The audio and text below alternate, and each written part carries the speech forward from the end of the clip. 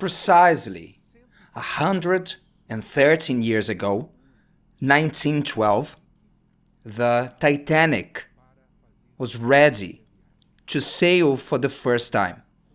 The greatest construction of a ship, the most luxurious, a true symbol of human advancement and of technology as well. A renowned phrase marked the inauguration of this ship. Somebody involved in its construction said, "Not even God can sink the Titanic. Not even God can sink this ship." A few days after sailing, the Titanic collided with an iceberg and sunk, taking with it more than 1,500 people. A disaster that shocked the world. I don't believe God sunk the Titanic, but this story illustrates the human pride foolishness to think that they are higher than God, that they can do more or know more than God, and to think that they are above their Creator. The pride of the creation can be the greatest ruin. Self-exaltation usually leads to a great fall. This is what Proverbs 16 verse 18 says. Pride goes before destruction, and a haughty spirit before a fall. Yes, human pride can last for a while and apparently unscathed. Apparently, a proud person can for a while seem to be winning, and the more victories, more inflates their ego. This can happen for a while, but unavoidably, pride becomes too heavy, even for the proud person, and they end up falling down under the weight or smashed by their arrogance. Unfortunately, humans don't learn with history. If they did, people would be way more humble. Because the more proud, greater is the pride, greater is the fall, greater is the destruction. But humans don't learn. How many in this world put their pride above everything that is correct, of a good report? They are ready to lose their marriage. Politicians that are ready to ruin their country because of pride. Husbands who are ready to lose their marriage because of their pride and not asking for forgiveness or recognizing their mistakes. Wives that are ready to be alone because they are not able to recognize their mistakes or ask for forgiveness. Children who abandon their parents and become enemies of their parents, who turn their back and suffer in this life once they could be in the comfort of their parents' home. They are on the streets eating rubbish because of their pride. Just because they don't want to go back home and say to their parents, "I made a mistake, forgive me."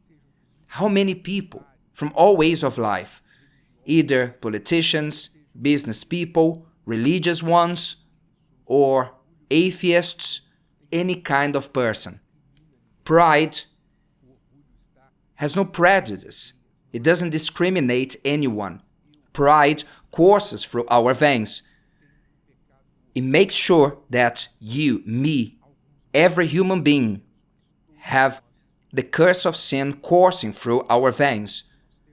But all of us have this pride, and the only chance we have against this pride is to recognize it, to recognize that it's in us, and once we give an opportunity to it, it will manifest in us, will lead us to puff up our chest, to become stiff-necked, to turn away from sense, and will lead us to an abyss.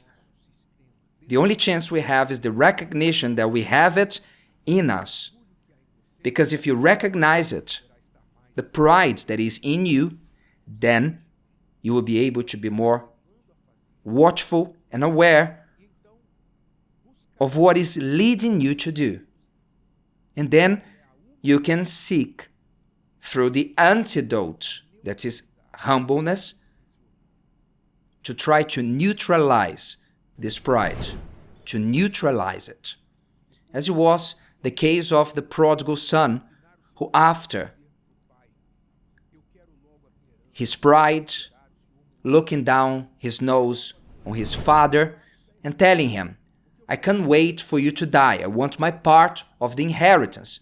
I want to enjoy life while I'm young. Then with this pride, he killed his dad in his heart, took his inheritance and went through the world, thinking that he was his own person because he had money. And when he was broken, worse than the swine, at least in the humiliation, he humbled himself. He ate some humble pie. And he said, I will return to my father's house. I don't deserve even to be called a son. However, I will return because even the servants of my father live better than I at this moment. He was proud, but he was not a fool. At least that. He was not a fool. He was intelligent. It dawned on him and he said, I must recognize that I made a mistake. And he returned to the father's house. This is the only antidote for pride, humbleness. If you humble yourself, you won't be able to be humiliated. Don't wait to be humiliated to become humble. No, you don't need to wait for that. You can humble yourself instead of being humiliated. These are two different things. Many end up becoming humble after the humiliation, when there's nowhere to escape to. And others who not even humiliation can humble them. But others who are more intelligent, when they make mistakes, they humble themselves. They don't wait to be humiliated. They humble themselves. They recognize, I made a mistake. Then this humbleness is the antidote that neutralizes the poison from pride. I don't know what your situation is and at what moment pride tries to get the best out of you. I know when pride tries to get the best out of me, I'm trying to learn for myself when my pride tries to manifest. I don't know about you, when or in which situations you go through that, or if now you are suffering because of your pride, or if in certain moments of your life your pride is hurt, then it tries to manifest itself.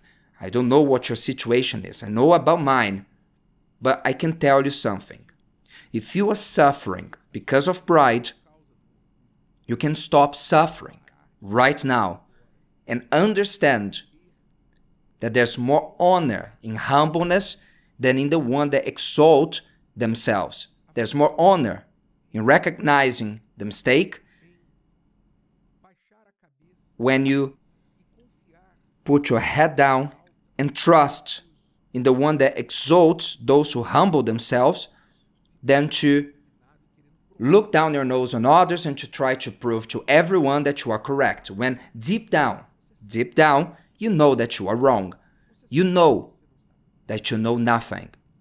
So make the most of this word and apply a dose of this antidote in your veins and kill it, or at least neutralize it for some moment until it manifests again.